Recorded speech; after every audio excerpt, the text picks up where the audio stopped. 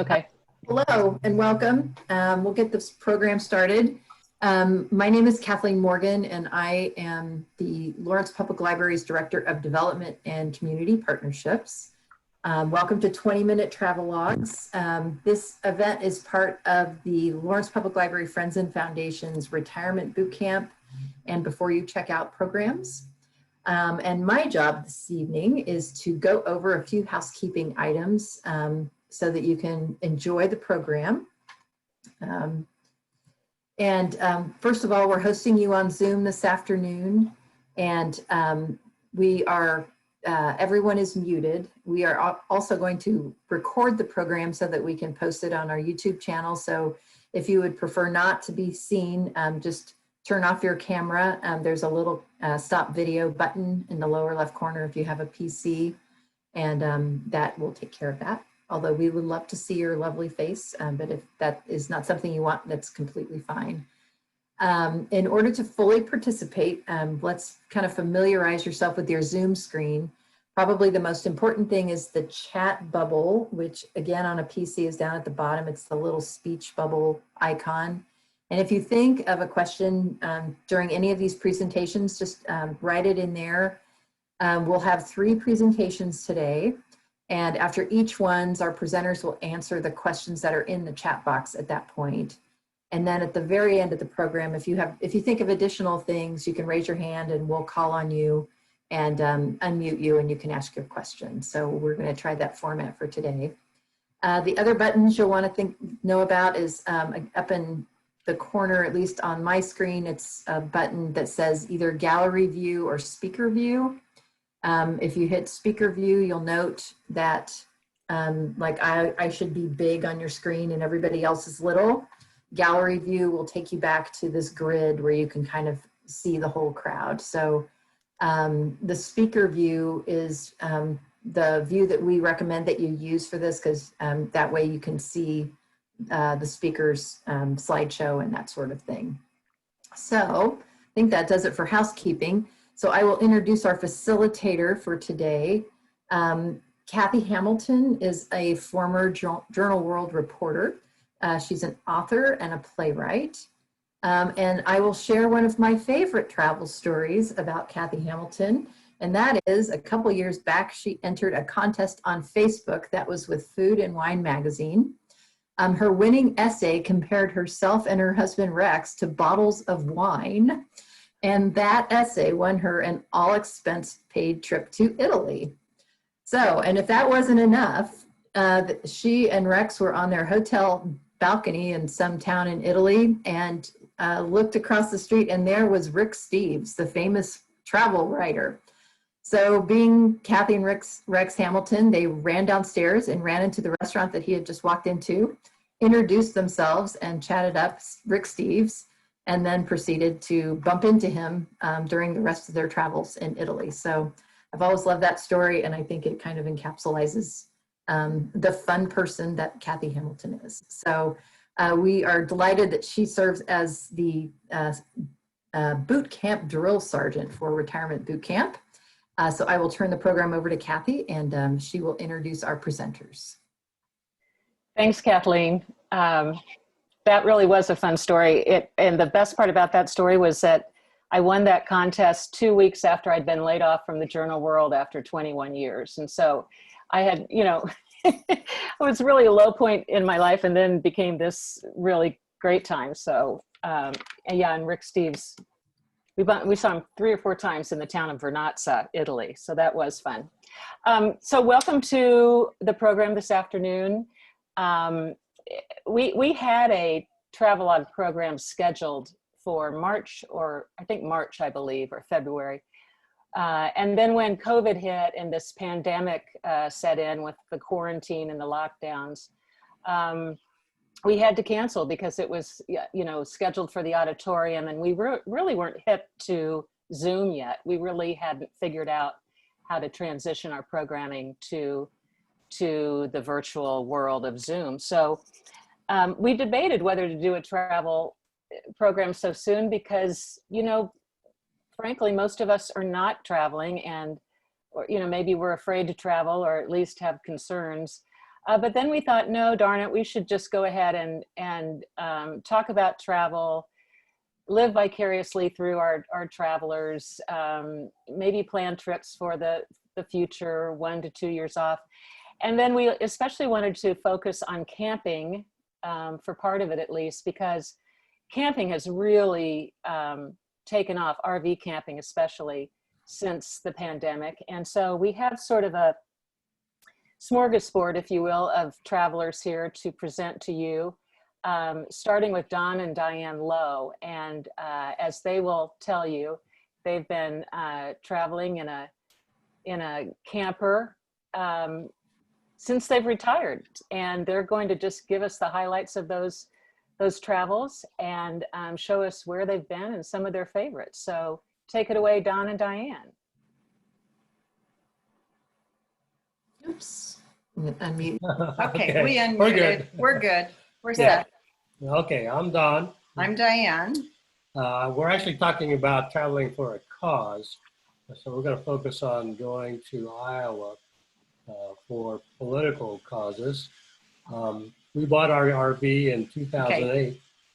I'll keep talking, sorry. We bought our RV in 2008, and which was the year that KU went to the Final Four in San Antonio.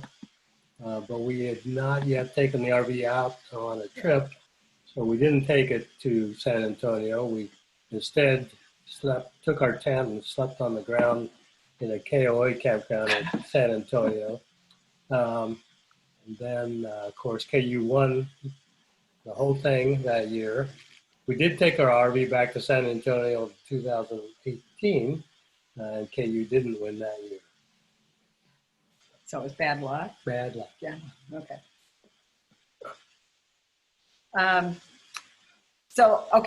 Sorry, let me go back. This is it's a 21-foot RV that it's a trailer, which we like because the car can be disconnected and you don't have to haul your house with you everywhere you go.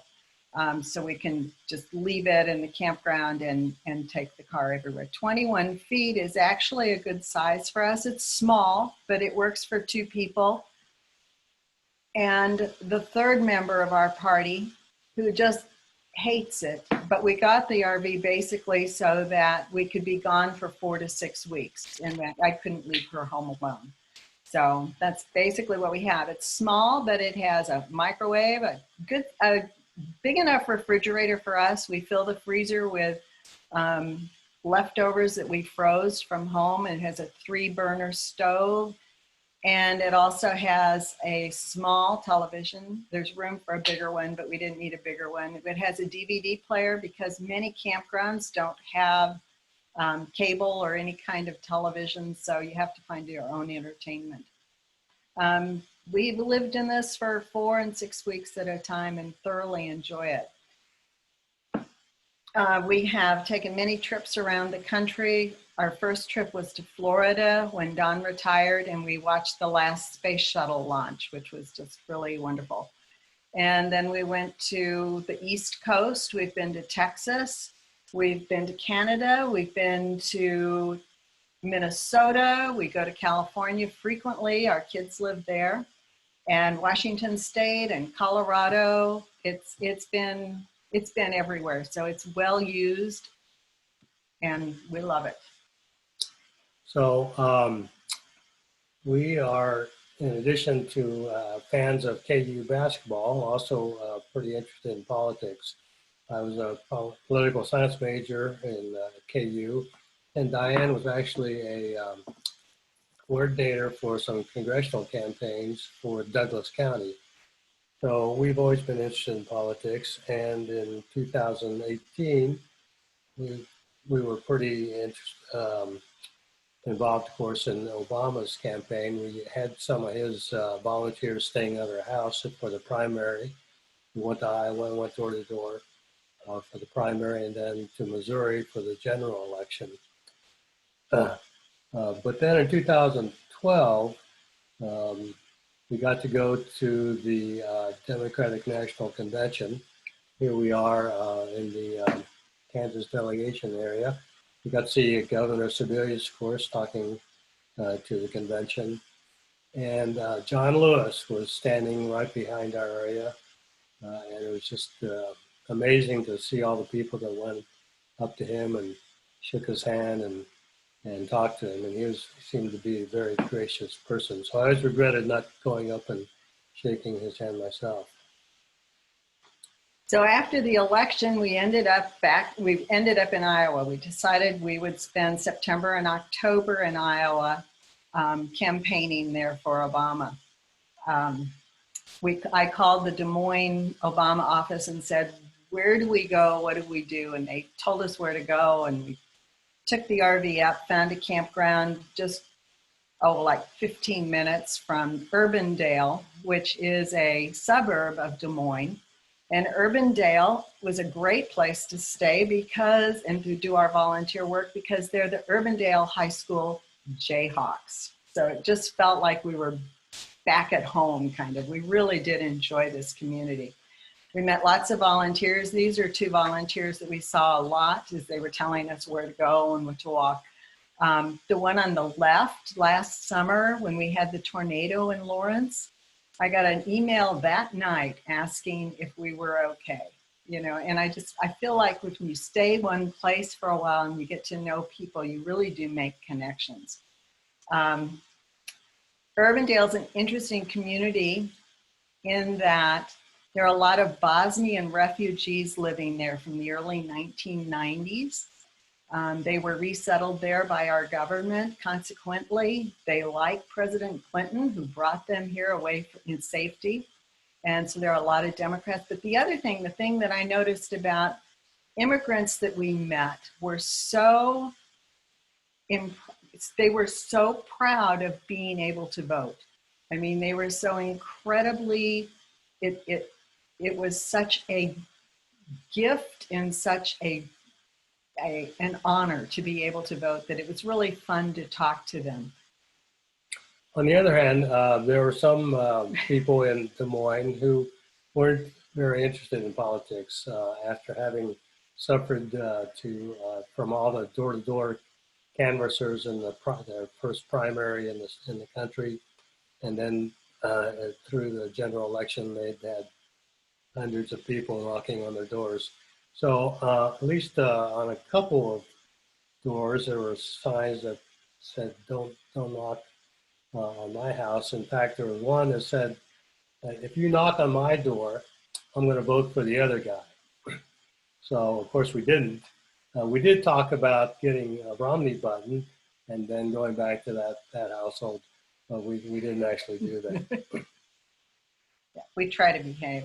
We were there a lot. We met lots of people. We stayed there for 2 months. We came home once in a while, but we were pretty proud of ourselves. We had come all the way from Kansas, and people would say things to us. "You mean you're here from Kansas? Do you mean you came up to work in our and you're not staff, you're not paid?" "No, we're just retired people and volunteering." And they would be really impressed. And the night before the 2012 election, this guy came up to me and he says, "You came all the way from Kansas." And I was like, "Yeah, we're such hot stuff. We're just so important. We came all the way from Kansas." So I was feeling pretty smug. And I got in the elevator and there were these two people already in there and they had Obama stickers on their shirts. And I said, "So, where are you from?" And he said with his thick accent, "Australia." And I got, "Oh, okay, I'm back in my place." But it was just amazing how many people we met from really everywhere in the world. It was a lot of fun. So because we spent a fair amount of time there and worked pretty hard, we got some rewards. For instance, we got to go to this pep talk by Alfre Woodard, the actress. She was really amazing and energizing for all the volunteers that got to talk to her. And then on election eve, we got to go to Obama's last rally in Des Moines. So we were really close. We were probably 5 feet from the main platform. So here's the boss and the other boss. So it was a lot of fun. It was a cold night. We had to wait in the crowd for hours, and it was very cold, but it was a great event. Got to shake his hand. It was fun. Okay, so that was a great evening, and it was a lot of fun. This next, when we were back in 2016, we were back in the same garage with the same people, and it was really fun because we just know people, and we were still in Urbandale, so we walked the same streets. I feel sometimes like I know Urbandale as well as I do Lawrence because we just walked everywhere. So we went to work for Hillary Clinton. This is just a homemade sign. And we got to do the same thing that we did before. We got to be in situations where we were close and got to shake hands kind of thing. One of the people I met in this campaign, I guess my favorite person that I met, it was really close. It was like 3 days before the election. I knocked on this 90-year-old woman's door, and she took her a while to get to the door. And I'm getting closer to that time, so I know how long it takes to get to the door. But she looked at me and I said, "So have you voted yet?" And she said, "I voted yesterday." And then she lit up and she said, "And I got to vote for the first woman president." And she was just so pleased, you know, and I thought, oh, it's just so great. And then disappointing, of course, but just the idea that she got to vote for a woman within her lifetime, I think she was just pretty pleased. So, though we worked a lot, spent a lot of time on the streets walking door to door, it wasn't every day. We did have a few spare days or half days. So we did do other things. Here we got to let's see, the covered bridges of Madison County. I don't know how many bridges we went to. Let's see. A lot. We also went to a KU Iowa State women's volleyball game in Ames. And we went to see the Iowa Capitol building, and they had this gorgeous library there. This is not our photo. This is a photo from the internet. And we went to also the Urbandale Public Library, which is the first time I saw the friends of their library with books for sale in the hallway. And so Lawrence, our library now, has copied that idea with our downhall books. So obviously, one of our big causes, in addition to political stuff, is libraries. So every time we go to the library or go on a trip, we almost always stop at libraries and Capitol buildings. If we took a trip last fall and went to New York and ended up in the Albany Capitol building, and it is impressive with how many of their governors have become presidents. I didn't realize how many had, but so we visited those. But the Capitol, the libraries are really fun to look at. And one of them that we went to is the Seattle Library. This was before we renovated the Lawrence Public Library. And this is their new library. And I was just blown away by it. The Vancouver Library is also really impressive. This is a sculpture inside the Seattle Library, which I loved. And those of us who are old will recognize the sculpture as the old card catalog. And I thought it was clever. And then we went to the Southeast one time. And do you remember when Lawrence had the Jayhawks everywhere and different artists decorated them different ways? This town had bears. And this is the bear in front of the library. And it has pages of books, you know, glued on. And then it says Goodnight Moon. And then on the back, it has other children's books. And I thought, I really liked that. I thought that was very clever. Oh, and then my second favorite library, if you'll notice, there's that little girl. She's our only grandchild. She is now 2004, so this is old, but this is her library in Healdsburg, California. So we spend lots of time at that library.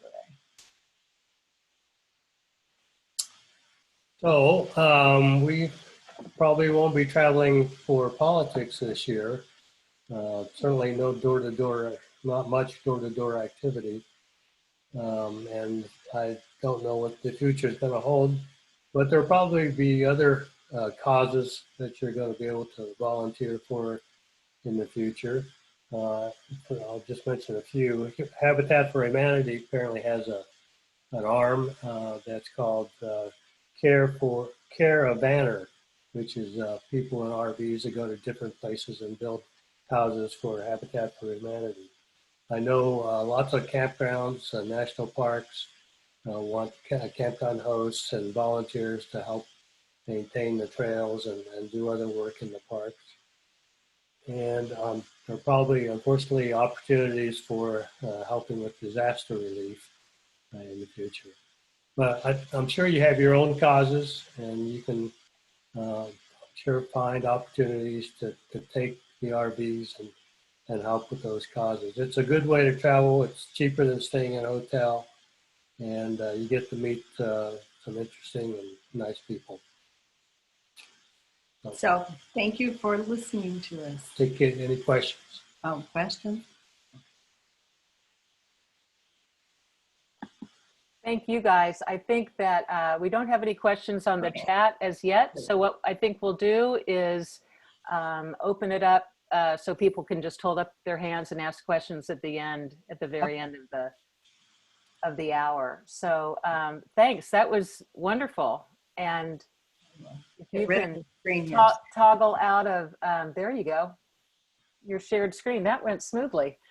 So now we're going to go to Rick Lysen, who is here to share with us a trip to Europe. And I know that people aren't traveling to Europe currently. In fact, I know of several people who have had trips to Europe canceled this year, unfortunately. But this is one of those things that is fun to think about and plan way ahead of time, and that is traveling to Europe for a family reunion. And Rick and his family went all the way to Finland to reunite with some Finnish family members. And it turned into a marvelous trip. So Rick, why don't you take it away if you would? Thank you, Kathy. Let me switch over to my slide view.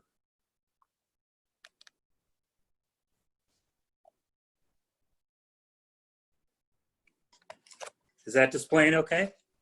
That's just, we're seeing an icon of you in a, I think that's you in a hat smoking a cigar. Okay. Yeah. It's on my screen. Hang on a second.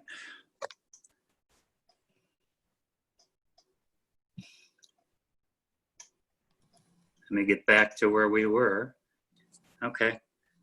Maybe I've got to go to active speaker view or something, maybe? Yes. Oh. And it should.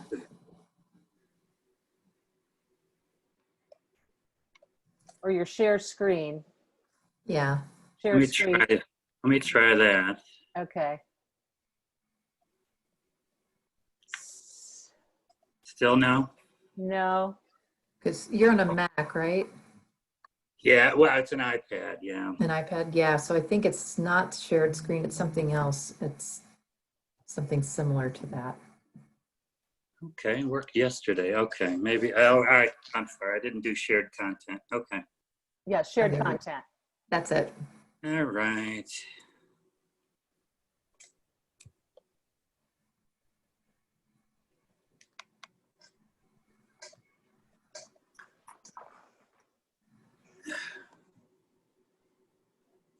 Anything on screen yet?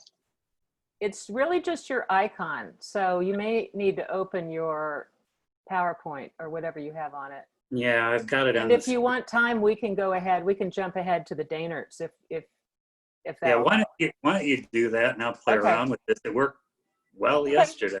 That's fine. Sorry. So what we'll do is just jump on, if you're ready, Janet and Lon, to the Dehnerts, who are also campers and in fact did take a trip just this summer where they practiced all the safety concerns, safe distancing and all. And they're about to give us really an informational presentation about how to do just that, how to camp, and then maybe some of their experiences getting used to camping. So Dehnerts, take it away. Okay. We will get our screen shared. Yeah. I should have hit start podcast. What? All right. Are you guys all seeing this? We are. Okay. Well, just a little background. Probably almost a year ago, Lon's family, that is famous for doing family reunions, realized that his mother was turning 90. And so we had planned a very large birthday party for her in July of this year. And the whole family would be there, about 22 people. But with COVID, things changed and we called off the big party. But of course, being RVers, we had booked all of our sites by January, because that's what you do if you want to get good sites along your way. And so we had our trip planned, and we decided we were going to go ahead and go on it anyway, and that we were going to really put a lot of effort and thought into how we could do this and do it safely. Because although our trip was to a lot of beautiful places, for us, this trip was mostly about seeing family and friends. So we left Kansas, we left Lawrence, and we went up to South Dakota, stayed there a few nights. We went into Montana, stayed there a night, went into Idaho and all the way up to Coeur d'Alene and visited with friends up there, and then ended up down on the Snake River in Idaho with other friends from Lawrence, actually. And then we ended up in Lander, Wyoming, where Lon's from, and his mother was having her very special birthday, and then came home through Colorado and got to see our son and daughter-in-law. So during COVID times, travel is restricted and seeing people is very restricted. And so we decided to do this, but do it safely. And we thought we would share with you guys how we did it, because I think you can travel safely in an RV. There's a reason that they're selling off the lots right now like crazy, and all of the RV rental places like RV America, where you can rent an RV, they don't have any that you can rent because so many people are traveling this way. But I thought before we talked about travel today that I would just do a couple quick slides about the history of the recreational vehicle, because it's kind of interesting and it's fun from where it started to where we are today. Very quickly, RVs were first introduced in about 1910, and if you want to Google RVs in the 1910s, you will see a lot of pretty funny looking vehicles. Small ones, large ones, all kinds of sizes. There's two types. There's the RVs that you tow behind a truck, and then there's drivables. The drivables are like the big Class A's, which look like great big buses, or there's Class B's that have a cab and then living space behind them, usually not as big as a Class A. In the 20s, RVers were called tin can tourists, and I kind of like that, and we call ourselves that when we travel. Touring in RVs really took off after the 1920s, really from about the 1920s through about the 1970s. Lon's parents had an RV, my parents had an RV. It was just a, kind of a generational thing where so many families traveled in them. But towards the end of the century, it became deeply uncool. And we joked about our parents, and now we joke about us becoming our parents because we are now RVing, but we think it's very cool. After 9/11, a lot of people quit traveling. They quit flying. They were afraid to fly. And so RV sales really started to pick up in the early 2000s. And then after the 2008 economic recovery, it really started to take off. And what's interesting is in the late 1980s, 1990s, most RVers were in their 60s plus. But now the average age for RVers are people in their late 40s. And there's lots of young families as we travel around the country and we're in different places, different RV parks. It's amazing to see how many young families and kids on bicycles there are in the RV. campgrounds. Sales did dip a little bit in 2018 and 2019. And if you'll remember, gas prices were very high during that time. So I think that has a lot to do with it.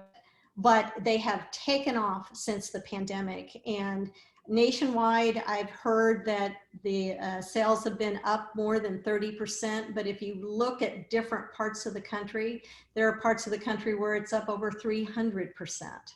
So there's lots and lots of RVers out there. If you guys hit the highways at all, you're probably going to see a lot more RVs on the road.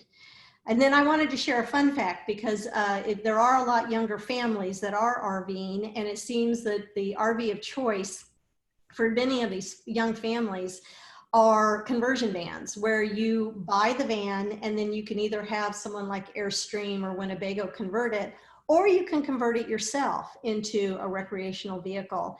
And ironically enough, our neighbors across the street just bought their big conversion van, and they are converting theirs in their driveway. So we have something very fun to watch over the next few weeks as they work on this RV. That's the introduction slide. So sorry. Yeah, so when we put this presentation together, just very quickly, I'm not going to read this, but this is what we're going to talk about what we did to prepare for our safe travel. That is our truck and our fifth wheel. We did have a travel trailer prior to this truck. I guess it was our training wheels. And 2 days before we went on this 3-week trip, we traded that travel trailer in and bought a fifth wheel. So we thought we were actually pretty daring to jump on the road with a rig that we had never traveled with before. And you never know on an RV what's going to work, what's not going to work, or what you're going to break. so it's either daring or stupid. We weren't sure until we were into the trip and knew that it was just daring, that we'd made a good choice. So keep in mind that when we were trying to decide in the early spring whether or not to actually continue forward with this trip, the thing that was really the tipping point was that we realized that traveling in an RV is very self-contained. And so if you do your planning and research well, the amount of risk of coming into contact with a person that might be contagious is very minimal and can be mitigated fairly easily. So there's a couple things that we looked at and look at now every time we travel are on the screen here, a couple of them. First of all, we book our sites early. Janet mentioned that a little bit earlier. To get the best sites, but to also get into parks that have certain amenities or certain characteristics. For example, wider sites, so you're not bunched up next to people and you don't have people all over you. The other one that I look at is in the planning of the destination is also looking at your route. And if you'll notice the picture on the right side of your screen there, the Motor Carriers Road Atlas, that's actually new to us, which we will start using. And the reason we got it is when we were traveling with the travel trailer, it was 11'5", which can get under most anything on the highway. As we transition to a fifth wheel, it's 13'5". And so routes become really important when you're dealing with overpasses and things like that. But in the going back to the planning and the actual driving, the actual trip, the self-containment of the RV makes it wonderful because of the bathroom aboard and the water aboard and things like that.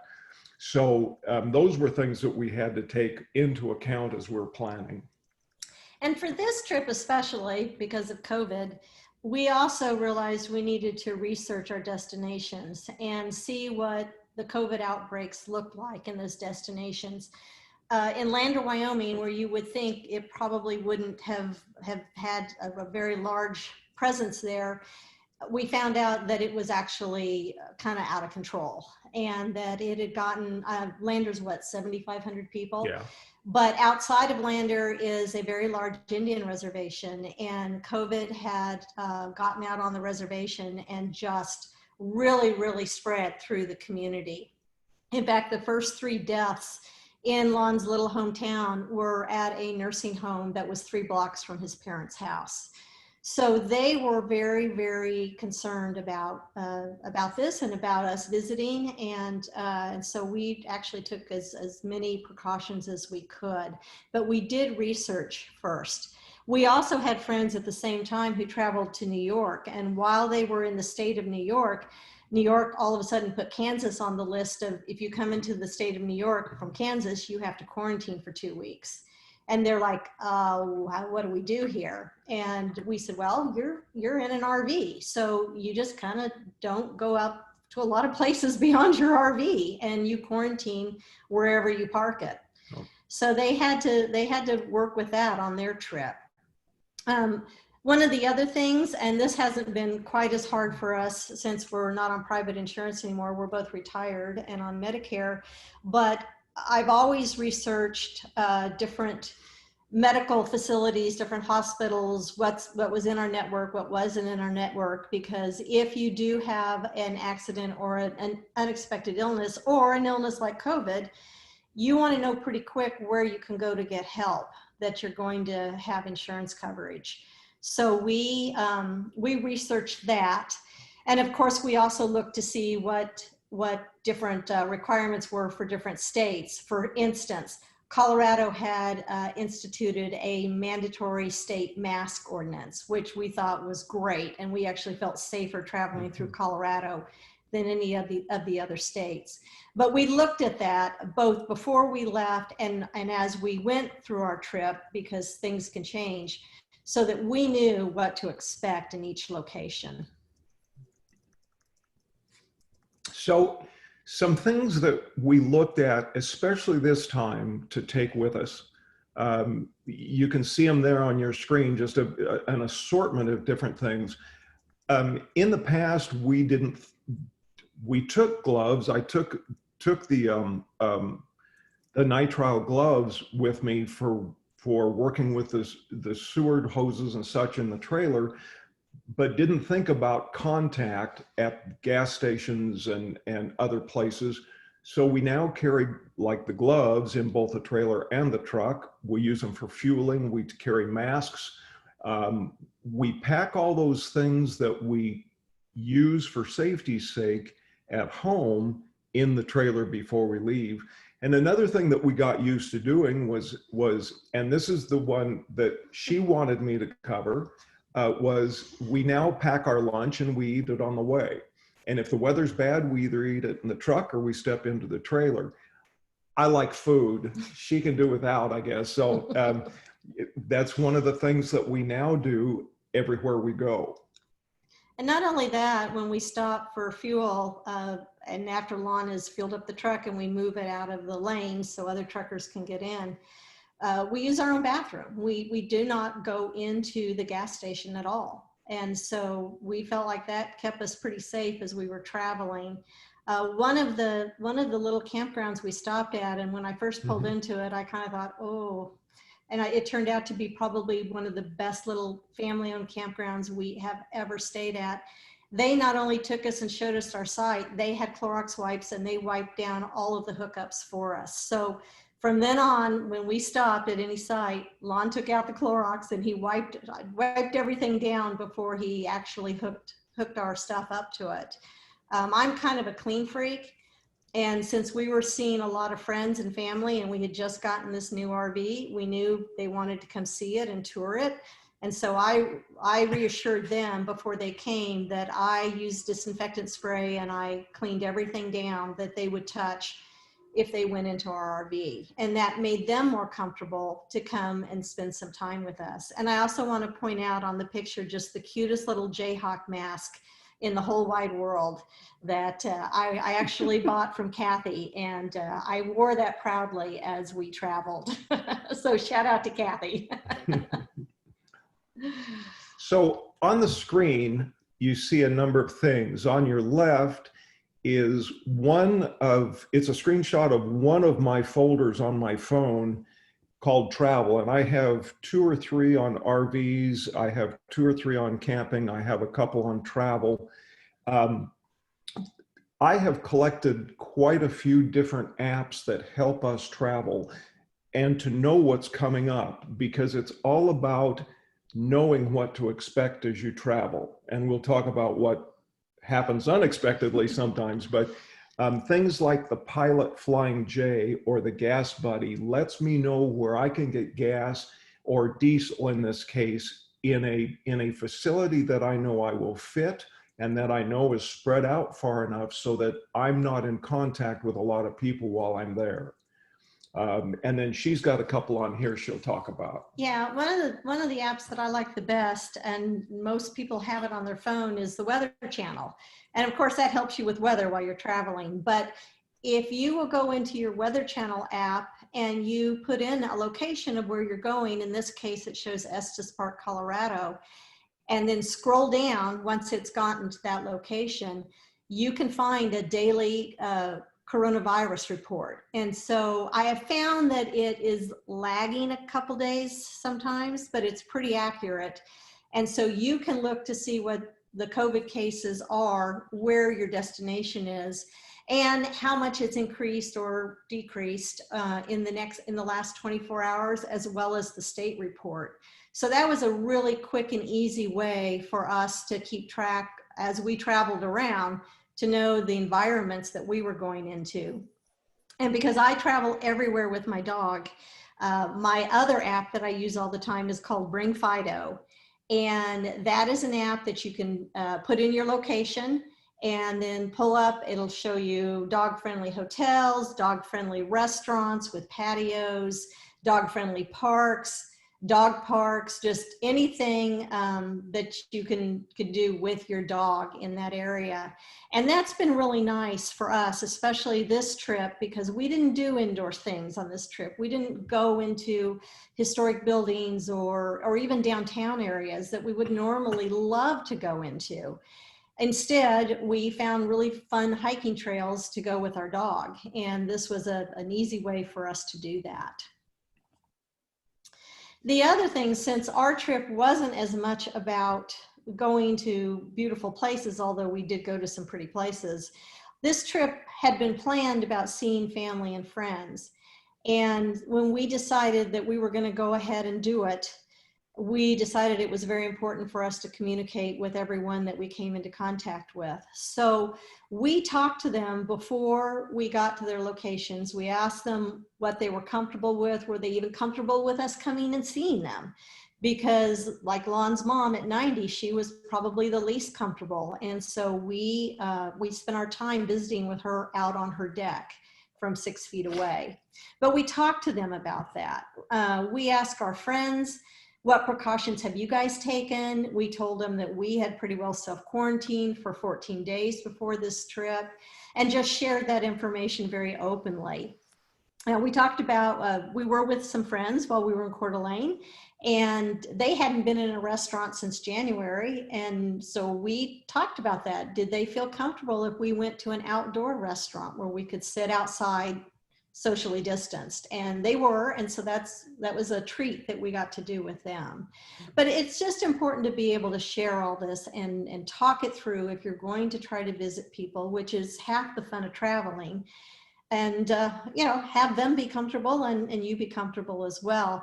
The picture here that's our nephew Zito and his wife Channy, and their 2 darling little boys, and they came to have breakfast with us at the side of our trailer. And that was just a fun morning where we were able to sit 6 feet apart from each other and enjoy some pastries and have a nice little breakfast. Yeah.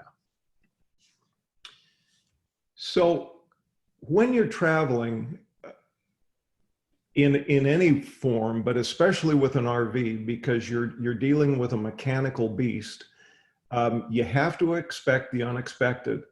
The hand with the hailstones was Rapid City. Those were collected right outside our trailer, and gratefully no damage had occurred.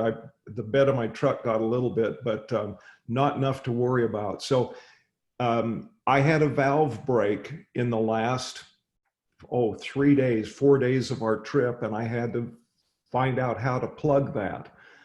So you expect the unexpected. And when you travel with a trailer, if you'll look at that list over on the left of your screen, nope, you can't do drive-throughs.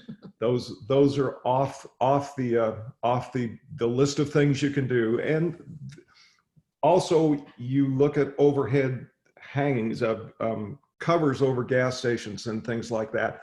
We look at tight campgrounds. We try to stay in campgrounds that give us plenty of space, as we mentioned earlier. So you expect the unexpected and plan on doing something about it on the road, on the fly. Yeah, we have very good friends that RV with us a lot, and we keep a log of what we call lessons learned, and we share all of the mishaps that we have had in the 3+ years that we've owned RVs, and our list got pretty long. I mean, you know, air conditioners ripped off the top, punching a few holes in things. Plumbing is always a big deal. Those weren't ours. Those were someone else's. Right. But we've all had those experiences. Yeah. And so if you are looking at RVing, or if that's something that you do today, it's so much fun to have friends that you do it with and share not only the beautiful things and happy times, but just the mess ups you do along the way. And that's our presentation. So any questions? And that's our travel dog, by the way. Yes, that's Joey the travel dog. Thank you so much. Actually, we do have a couple of questions. Shelley asks, do you unhitch and leave the RV at the campground? Yes, in fact, that's one of the reasons we went with first the travel trailer and then the fifth wheel, is because we take the truck with us that we can detach. We always detach. Mm-hmm. We always have, because we want to make sure that since we're using a refrigerator that needs a level platform, that the trailer is level, and to do that we have to detach. Yeah, you have to detach and level the trailer before you open slide outs and things that way. Okay, and can you tell us what your worst mishap was?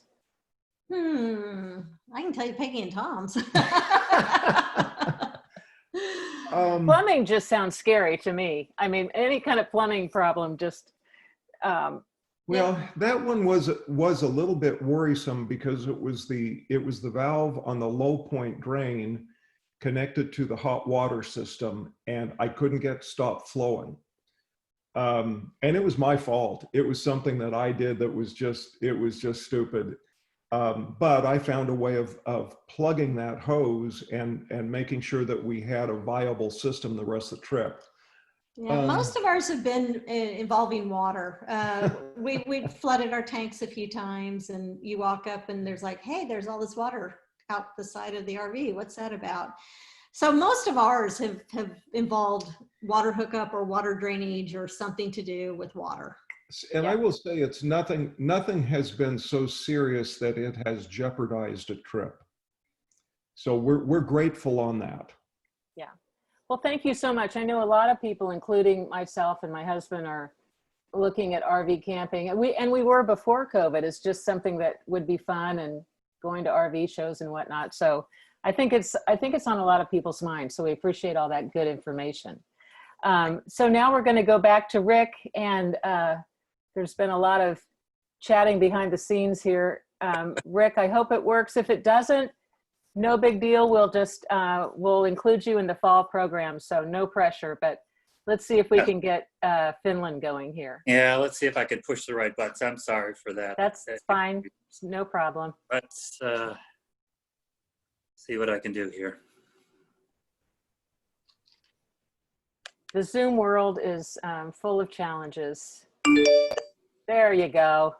It's on the screen? Yes, it is. All right, thank you. Now, this trip wasn't an RV trip, so this was kind of more of a, what some people may say, glamping type trip, but it was a trip of a lifetime. So I'm going to kind of quickly go through some of this information, but I'm a second generation immigrant from Scandinavia area and on my father's side, and a Lithuanian side on my mother's side. So what we wanted to do was take a trip back and find out where some of our relatives have lived. This particular one is for Finland. Although we did a full Scandinavian vacation, we also went to Sweden and Finland. This portion of it is just the week that we spent on these islands in Finland. It was really a return trip to visit family that had visited us 13 years ago in Lawrence, actually, back in 2006. And ever since that date, they were asking us to come visit. So you talk about planning a vacation. So we planned it for years and years and years, and we finally pulled the trigger. And I have to thank my wife, Vicki, for being the travel agent to put everything together so wonderfully that it all worked out. We had never traveled to Europe before, so there were a lot of firsts for us on this particular trip. So we decided to go, why not? You know, we're going to fly 9 hours. Why not go business class and take it easy and get some rest, and we can hit the ground running in Finland. So, you know, we took advantage of the business class. If you pay the money, why not take advantage of it? So one of the things we did, you know, to get a better nonstop was to drive up to Chicago and fly out of O'Hare Airport to Stockholm. And food and drink were great. Service was wonderful. You know, 4,300 miles later, we're in Stockholm. We had a cozy little pod, as you can see in the upper right. I don't know if, you know, I'm sure many of you have flown business class, so you know kind of the setup, but it's amazing. You know, we got in Stockholm about 8 a.m. local time, and then, you know, spent about an hour and a half in customs delay. Like I mentioned, we came into the airport. It's about an hour north of Stockholm, but with that high-speed train, I think we were there probably in 20 minutes. It was amazing. There's great architecture in Stockholm, beautiful buildings. So we enjoyed what we could there.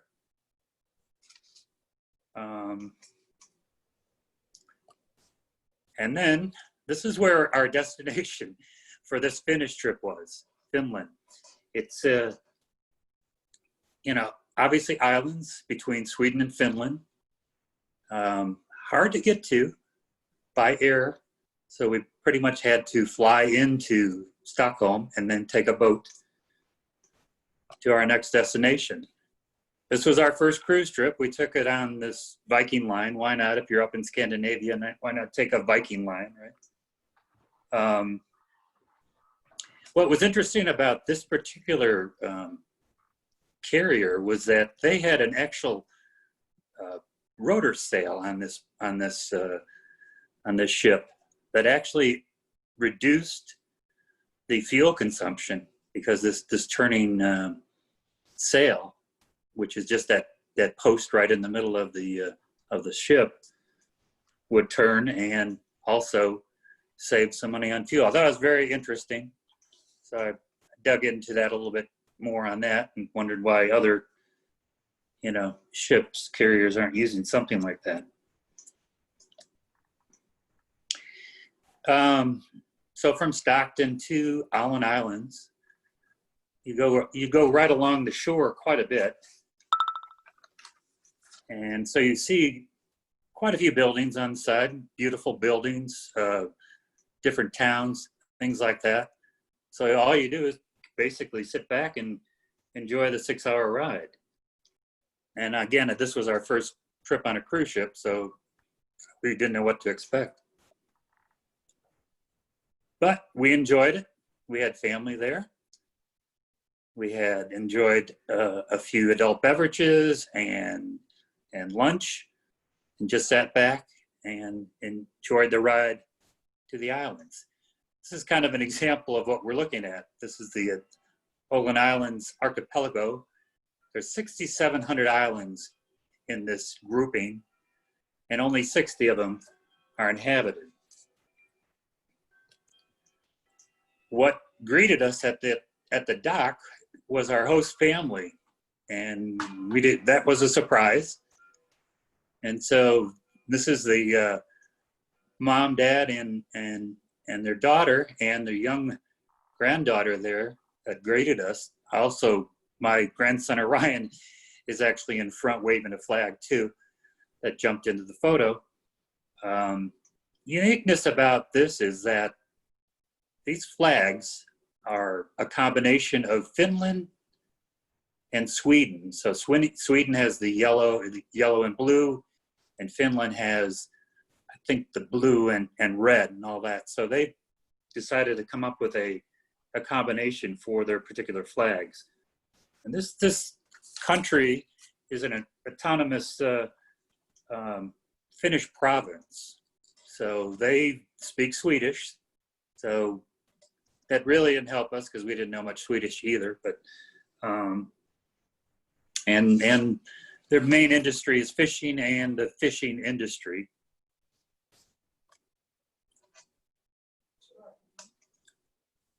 Interesting laws that they have about driving. Now, luckily, because we have visited Australia where the steering wheel's on the other side of the road and you drive on not the right side, the left side. At least you drive on the right side here. That they have DUI type laws that our relatives warned us about and said, you don't want to speed because you'll get fined even a couple miles over an hour over the limit. And also that if you're caught under the influence, the fine that they give you for driving under the influence is actually a percentage of your income. So there was a story about a high-priced hockey player, which is big, obviously, in Scandinavia, and who was caught after partying and all that, driving over, and had to pay hundreds of thousands of dollars for a fine for driving under the influence. Example up in the upper left there is architecture of Finland and probably also Sweden too. Just amazing detail work on a lot of their houses. They have the roundabouts that we've got, except more. And these are high-speed roundabouts. And I know there was a couple times, more than once, that we went the wrong way, went around a couple times, and had to double back and go to the right area. Well, we weren't RVing, so we took advantage of this once-in-a-lifetime type trip, and the family found this beautiful villa on this inlet of the Baltic Sea that we enjoyed and shared with our relatives, invited them over for dinner. There was quite beautiful type sunsets there. We even had a dock and a boat that was available for our use. And all of it was arranged through an Airbnb site. And it isn't Scandinavia without a sauna. And boy, this house came with a beautiful sauna that was right on this water. And I've never been in a sauna where they have a giant glass window that you could just sit in the sauna and look out at a beautiful view. And this sauna was used every night.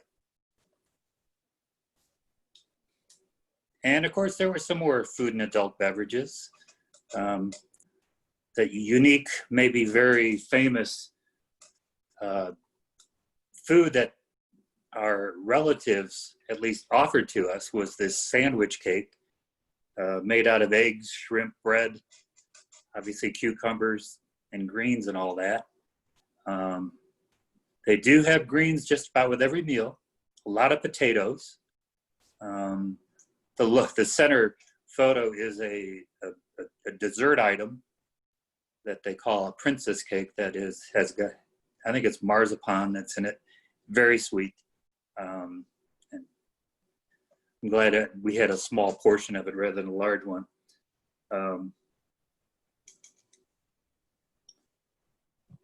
And obviously the lower right, I think, was a pumpkin soup with greens on it and all. And so they eat very well over there. A lot of fish, a lot of greens, some cheeses, etc. And of course, coffee. Now in Sweden and also in Finland, a fika is a coffee break, and they are serious about it. I think when our relatives helped get us to our Airbnb, I think the first thing they stopped at was to make sure we had coffee. So they enjoy sweets and coffee, and just about at every restaurant that we went to, there was a coffee bar in the back. So people, whether it was morning, noon, night, there was always people drinking coffee. A couple points of interest that were on this island here. There's this Pomeran sailing ship museum, and I was just kind of fascinated with walking through there and seeing what it was like back in the early 1900s to be on these sailing ships. And their main purpose was hauling timber from Scandinavia and grain back from countries like Australia. You can see on lower right, that was very nice quarters that the captain had. And I was surprised on that the airflow was so good in the captain's quarter, and that's because that wooden structure on the lower left there was actually an air vent that allows air to get down into the captain's quarters. Another point of interest that we saw, and I've never been to a castle before, so we had to hit a castle, and this is called the Castleholm Castle. It's a 14th century castle that mainly was used by the king as a hunting lodge. Took a photo with my grandson Orion there, and inserted something about, the information book said this particular castle was ruled by the bailiff, and so I decided to highlight that because after I retired from the railroad for quite a few years, I decided to work as a bailiff for the Douglas County court system.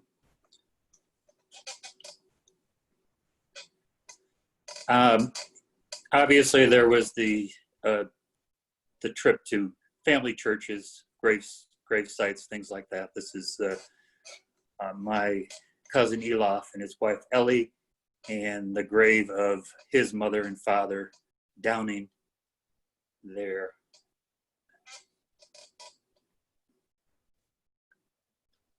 But the main part of our trip was to visit family. Excuse me. Upper left is a photo of my grandmother Olga's house on the islands. That's where she was born, and the family still uses that house. So we had to have a photo of some of the immediate family there in front of it. And down below, we were at a beach where the sunset was in our face. Obviously, upper right there's some coffee drinking going on, discussions.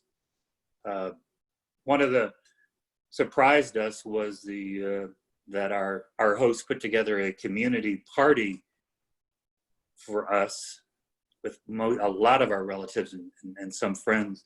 Were over 100 attended. We were a little embarrassed to be the star of the show there, but and we could only meet a few people, but it was an amazing type event that they put together.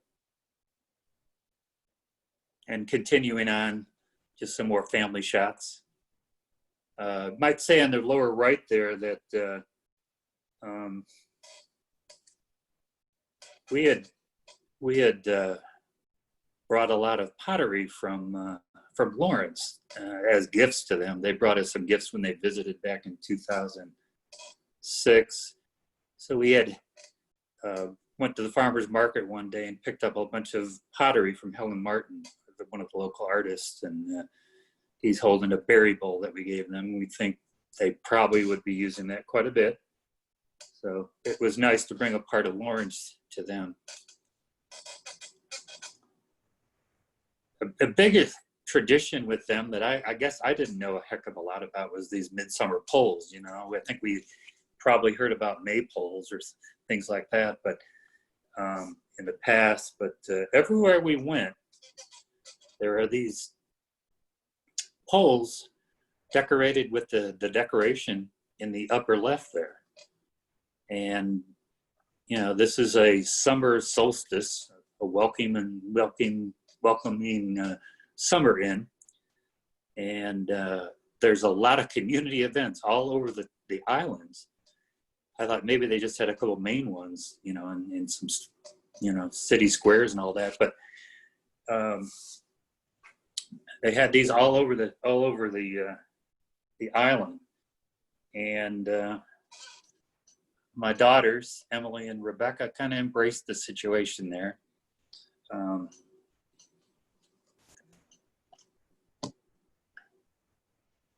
And besides a lot of memories and friends and all that, we also brought some of the traditions back home to us here in Lawrence. And you can see there's my grandson Orion holding those decorations that were actually made by one of our relatives, an artist over in Finland. So we ordered 3 of those for each of the families. And you could see the center is basically a couple other souvenirs I brought home to celebrate the Swedish fika or coffee break, a mug with coffee. And just recently we put up our own midsummer pole in the backyard, and my daughter Emily and me were enjoying life. And that's the end. Slutet is the end. And I'll be happy to answer any questions. Thank you, Rick. That was wonderful, and I'm glad we got the technical issues sorted out. We will take questions now. I would probably recommend maybe putting your Zoom on gallery view at this point for everyone. And if you have a question that you want to ask, just raise your hand and wave at me, and we will unmute you. I see Maggie Smith has a question. So Maggie, take it away. So did they give you the birch branches to take into the sauna with you when you were at the house? You know, I don't think I saw any birch branches. There were obviously a lot of branches around there. It was unusual. I mean, it really got hot, and but you could control the temperature. But it's a way of life there to have a sauna, coffee in a sauna, I think. They told us that everybody has the branches they take into the sauna with them. When we were there, everybody had them. But we never got any branches either. Thanks for the question. What are the branches for? I think you beat yourself on the back with them or something. Oh, like exfoliation? Yeah, Exactly. like, Yeah, okay. to invigorate the skin and all that stuff.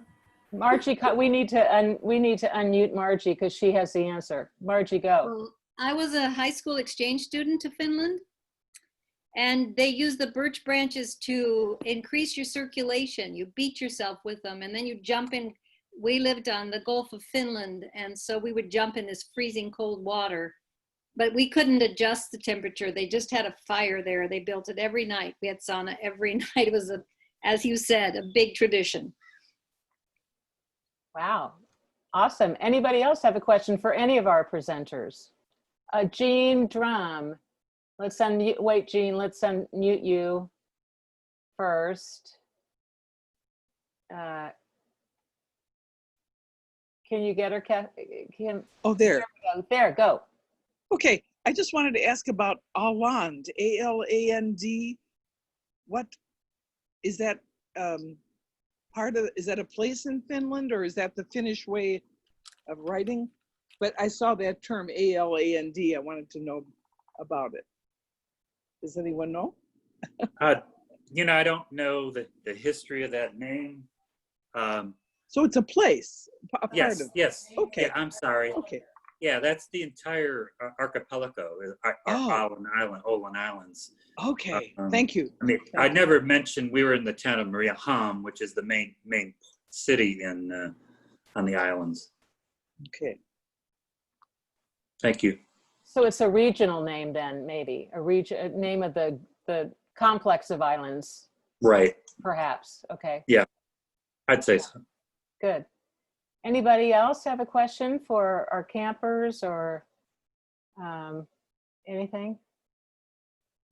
Well, good. Well, I have to say, you know, despite the technical issues, we always have one with Zoom, Rick. Don't worry about it. I mean, it's a whole new technical world.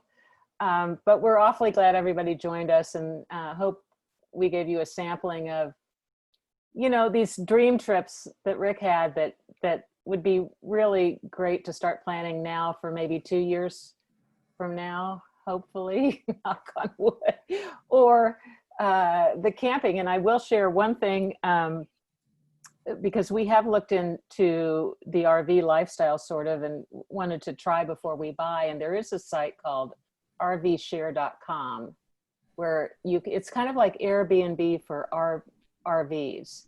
So if you're curious about it, you can go on and you can actually rent someone's personal RV and take it on a spin if you don't want to go the RV America route. I thought I'd throw that in there. But anyway, I thank you so much to our presenters this evening. We really enjoyed it. And just put a plug in for the retirement boot camp programming that's ongoing. We have a Friday morning coffee break at 10 a.m. every week. And you can go on to lplks.org/retirement and register for the Zoom link to that. And then we play bingo at 4 p.m. on Tuesdays. So you can do the same thing, log on and register, and we'll send you the Zoom link. But just giving a round of applause to all our presenters. Thank you so much.